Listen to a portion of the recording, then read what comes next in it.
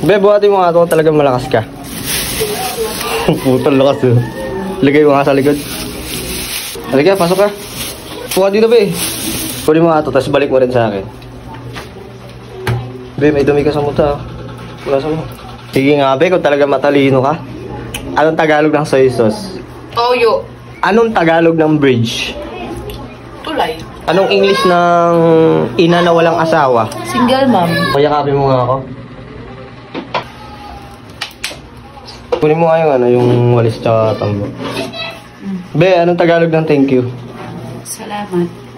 Ngayong araw may namamalimos sa bahay. May dala-dala pa siyang plastic at may karga pa siyang bata. Sobrang awa ko nga ay pinapasok ko na. Sabi ko umupo lang muna siya dyan at ikukuhanan ko siya ng pagkain. Laking tuwa niya nung binigyan ko siya ng spaghetti. Napaiyak pa siya sa sobrang tuwa kasi ilang araw na raw silang walang kain. Niyakap niya ako kasi sobrang nagpapasalamat daw siya. Tinanong ko siya kung anong madalas nilang ulam at ang sagot niya, Toyo.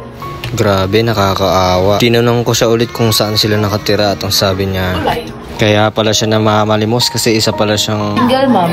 At bilang kapalit daw ng mga nabuti kong nagawa sa kanya, magwawalis daw siya sa bahay. Mabuti rin talaga siyang tao kasi pagtapos niyang kumain, nag-urong siya ng mga pinggan. Dahil paggabi ng araw at aalis na raw sila, wala raw panggatas yung anak niya kaya inabutan ko siya ng pera.